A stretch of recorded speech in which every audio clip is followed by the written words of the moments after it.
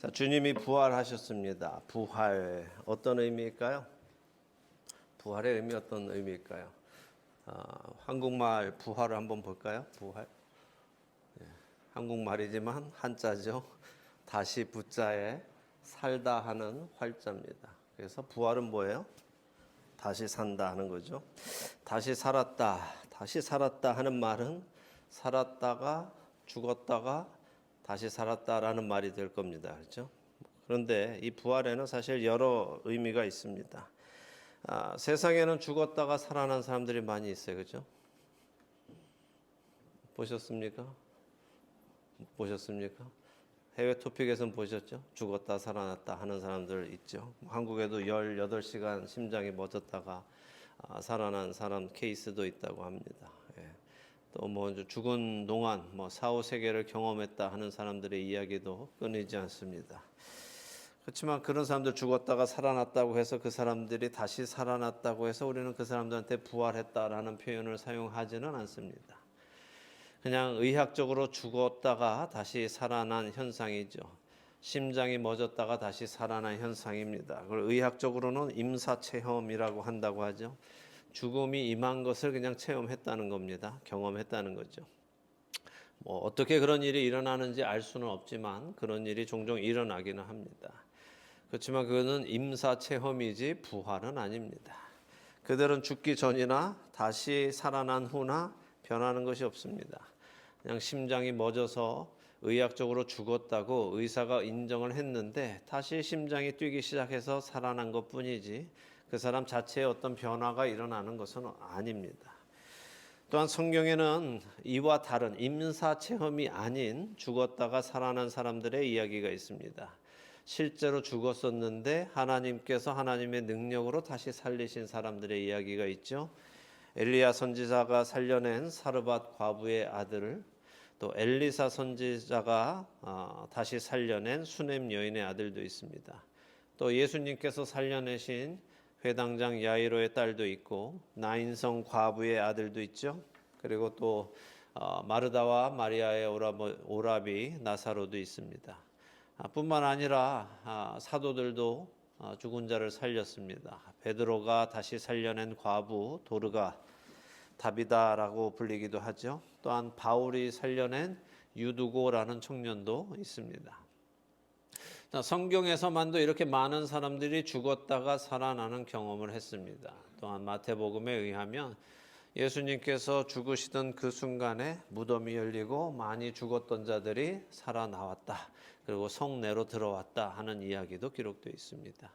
그러나 이렇게 다 죽었다가 살아난 사람들이 있다 하더라도 또 무덤 속에까지 있다가 다시 살아나온 사람이 있다 하더라도 우리는 어느 누구에게도 부활했다라는 표현은 사용하지 않습니다. 그들은 그냥 죽었다가 다시 살아나기는 했지만 어느 누구도 부활한 것은 아닙니다. 그러니까 부활이라는 것이 다시 살았다라는 그 의미가 우리가 생각하듯이 그냥 의학적으로 죽었었는데 다시 살아난 것을 의미하는 것은 아니라는 말씀입니다. 그러면 성경이 말씀하시는 부활은 무엇일까요? 단지 죽었다가 살아나는 현상이 아닙니다. 근데 부활이 무엇인지 알기 위해서 우리는 무엇부터 알아야 하는가 하면 생명과 죽음이 무엇인지부터 알아야 합니다. 성경에서 말씀하시는 생명이 무엇이고 죽음이 무엇인지를 알아야 우리는 부활이 무엇인지도 성경적으로 이해할 수 있게 됩니다.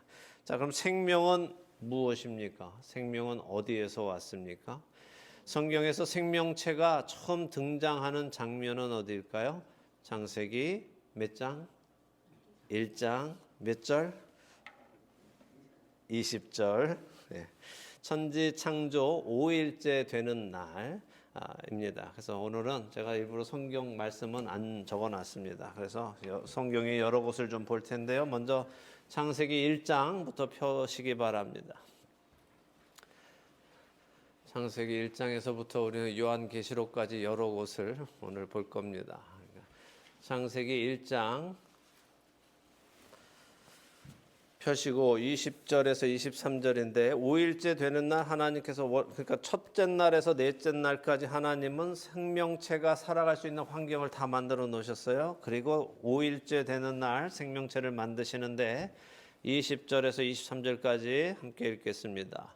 하나님이 이르시되 물들은 생물을 번성하게 하라. 땅 위 하늘의 궁창에는 새가 나르라 하시고 하나님이 큰 바다 짐승들과 물에서 번성하여 움직이는 모든 생물을 그 종류대로 날개 있는 모든 새를 그 종류대로 창조하시니 하나님이 보시기에 좋았더라.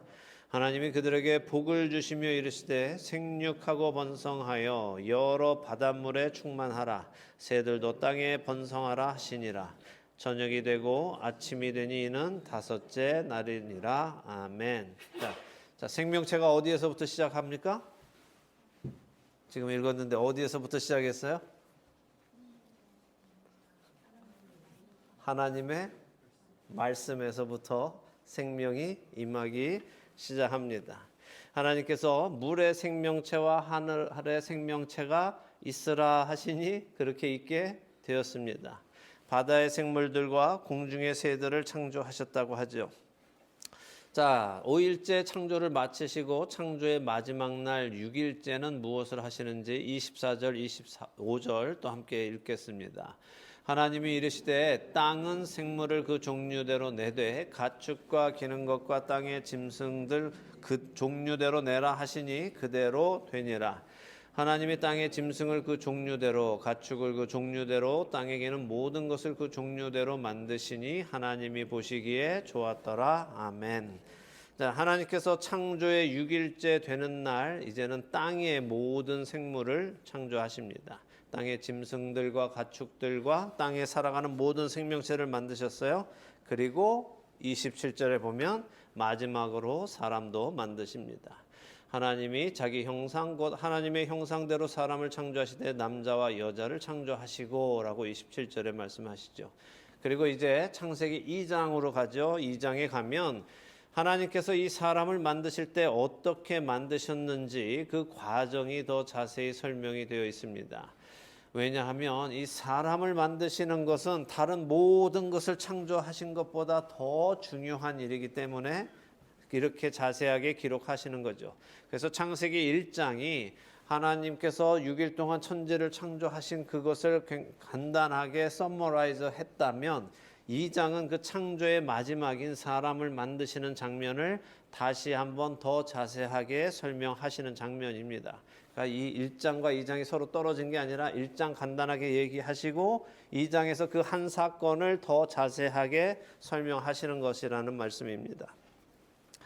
자, 근데 왜 그렇게 자세하게 이 인간을 따로 사람을 만드는 것을 만드세요? 왜 이렇게 기록을 하십니까?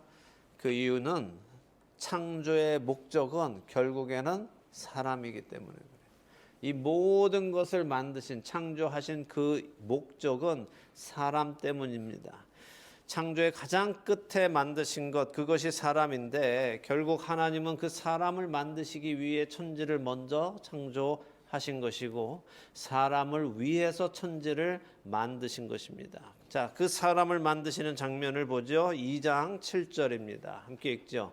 여호와 하나님이 땅에 흙으로 사람을 지으시고 생기를 그 코에 불어 넣으시니 사람이 생명이 되니라. 아멘.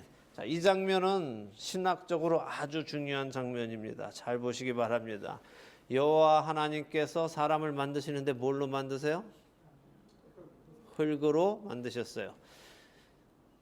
근데 흙으로 빚으셨어요. 그렇죠? 만드셨다. 여기 하실 때 그 만드셨다는 아주 잘 정교하게 만드셨다는 거예요. 자, 만들어 놨습니다.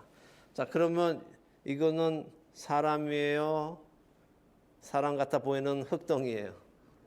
흙덩이죠. 아직 사람은 아니에요. 사람처럼 보일 뿐이지 사람은 아직 아닙니다. 그럼 언제 사람이 됩니까? 그렇죠. 생명이 그 안에 들어갈 때에 그 흙덩이가 이제 사람이 되는 겁니다. 하나님께서 흙으로 사람을 지으시고 생기를 그 코에 불어 넣으셨다라고 했습니다. 생기, 한자로 보면 살아있는 기운이죠. 살아있는 기운을 하나님이 넣어주셨어요. 그런데 히브리 원어로는 니시마트 하임이라는 걸로 이거는 살아있는 호흡이에요. 다시 말해서 하나님의 입으로부터 살도록 하는 생명의 호흡이 나와서 흙으로 만들어져 있는 사람의 코 속에 들어가서 그 흙이 살아 움직이는 생명체가 되었다는 거예요. 그래서 성경은 그것이 생령이 되었다라고 하죠. 생령이란 살아있는 영적인 존재라는 의미입니다. 자, 그러니까 생명은 어디에서 왔어요? 하나님의 입으로부터 왔습니다. 하나님께로부터 왔습니다. 하나님이 불어넣으신 생기가 있을 때에 생명이 있는 거예요. 그래서 생령이 되었다라고 하십니다. 자, 그러면 죽음은 뭘까요? 하나님이 불어넣어 주신 그 생기가 떠나가면 죽는 거예요. 그렇게 그 생기가 떠나가고 나면 어떤 일이 일어날까요? 이 흙은 흙으로 돌아가는 일이 생기게 되는 거예요. 자, 하나님이 불어넣어 주신 그 생기가 떠나가면, 다시 말해 하나님의 임재가 떠나가면 그 존재는 그때부터 죽어가는 존재가 됐고, 이미 죽은 존재가 됐고, 그 흙은 결국 흙으로 돌아가는 일이 일어나는 것입니다. 그래서 이 죽음을 우리가 생각하는 의학적인 죽음, 심장이 멈췄다라고 생각하시면 성경이 이해가 안 되는 겁니다. 성경의 죽음은 하나님이 떠나가시는 거예요. 하나님이 주셨던 그 호흡을 다시 거두어 가시는 겁니다. 하나님의 생기를 거두어 갈 때 죽음이 임하는 것입니다. 선악과를 먹던 날 사람은 하나님의 임재에서부터 떠나가게 되었습니다. 죄를 지었기 때문에 하나님의 생기가 그 안에 더 이상 같이 있을 수가 없습니다. 생명의 근원 되시는 하나님으로부터 그들은 떠나가게 되었습니다. 그래서 영적인 죽음이 먼저 찾아왔고, 하나님이 불어넣어 주신 그 니시마트 하임, 살아있는 호흡이 떠나갔기 때문에 그들은 죽는 존재, 죽은 존재가 된 것입니다. 그리고 그의 모든 후손들은 이미 죽음 안에서 태어난 것이죠. 우리 모두가 다 그랬던 것입니다. 먼 훗날 예수님이 오셨습니다. 그리고 십자가 위에서 죽으시고 부활하셨습니다. 그리고 예수님은 제자들을 찾아오십니다. 이제 신약으로 가서 요한복음 20장으로 가겠습니다. 요한복음 20장 19절에서 21절. 요한복음 20장 19절에서 21절 찾으셨으면 우리 함께 읽겠습니다. 이날 곧 안식 후 첫날 저녁 때에 제자들이 유대인들을 두려워하여 모인 곳에 문들을 닫았더니 예수께서 오사 가운데 서서 이르시되 너희에게 평강이 있을지어다. 이 말씀을 하시고 손과 옆구리를 보이시니 제자들이 주를 보고 기뻐하더라. 예수께서 또 이르시되 너희에게 평강이 있을지어다. 아버지께서 나를 보내신 것 같이 나도 너희를 보내노라. 이 말씀을 하시고 그들을 향하사 숨을 내쉬며 이르시되 성령을 받으라. 아멘. 자, 부활하신 예수님께서 오셔서 하시는 일이 뭐예요? 그들을 향해서 숨을 내쉬셨어요. 에덴 동산에서 떠나갔던 생기가 다시 예수님이 불어넣어 주심으로 인하여 어떻게 돼요? 그 니시마트 하임이, 살아있는 그 호흡이 다시 사람들 속에 들어오게 된 겁니다. 성령을 받으라고 하셨죠. 예전에는 사람들이 뭐였다고요? 창세기 2장에서는 생령이 되었다고 했어요. 살아있는 영적인 존재가 되었다라고 했는데, 사람이 범죄함으로 인해서 더 이상 영적인 존재가 되지 못하고 죽어있는, 그러니까 살아있는 영적인 존재가 아니라 죽어있는 영적인 존재가 되었는데, 예수님께서 오셔서는 성령을 내쉬면서, 숨을 내쉬면서 성령을 받으라라고 하셔서 인간은 다시 살아있는 영적인 존재가 되게 된 것입니다. 바로 이것을 위해서 예수님은 사람의 몸을 입고 오셔서 죽으시고 부활하신 것입니다. 부활의 몸은 죽었다가 다시 살아난 몸이 아니라 전혀 다른 몸이에요. 그러니까 지금 제자들이 우리가 요한복음 20장에 봤을 때도 예수님께서 손과 옆구리를 보여주시니까 주님인 줄 알고 믿었다고 했어요. 그러면 그냥 봤을 때는 몰랐다는 거예요. 왜냐하면 예수님은 부활의 몸을 입고 계시기 때문이죠. 자기들이 마지막에 봤었던 그 예수님의 모습이 아니기 때문입니다. 모든 채찍 자국은 다 사라졌고 흘렸던 그 피, 맞아서 부었던 얼굴, 이 모든 것들은 다 사라지고 깨끗한 부활의 몸을 입고 계시되 우리를 위해서 십자가에 못 박히셨고 우리를 위하여 물과 피를 흘리신 그 창자국은 그대로 가지고선 그분이 바로 예수 그리스도시다라는 것을 보여주시기 위해 그 상처는 다 아물었지만 가지고 계신 거였어요. 부활의 몸은 전혀 다른 몸입니다. 채찍에 찢어지고 피 흘린 그 몸 그대로 일어나는 것이 아니라 모두 다 회복되어진 다시는 죽지 않는 새로운 몸을 입고 일어나는 것이 부활입니다. 우리가 알듯이 예수님은 유월절에 죽으시고 초실절에 부활하셨습니다. 부활절의 성경적 절기는 유월절이 아니라 초실절이에요. 초실절이란 무슨 뜻입니까? 첫 번째 열매를 수확하여 하나님께 드린다는 거예요. 첫 열매를 하나님께 드리는 날이 초실절입니다. 고린도전서 15장 20절에 예수님은 잠자는 자들의 첫 열매다, 곧 부활의 첫 열매다라고 하시죠. 예수님이 가장 먼저 부활의 몸을 입으셨습니다. 그리고 우리 모두는 언젠가 예수님처럼 예수님이 입으셨던 그 부활의 몸을 입는 날이 올 것입니다. 언제예요? 요한계시록 20장으로 가서 성경의 제일 마지막으로 가보시면 20장 가서 4절에서 6절을 보도록 하겠습니다. 요한계시록 20장 4절에서 6절입니다. 찾으셨습니까? 이렇게 읽죠.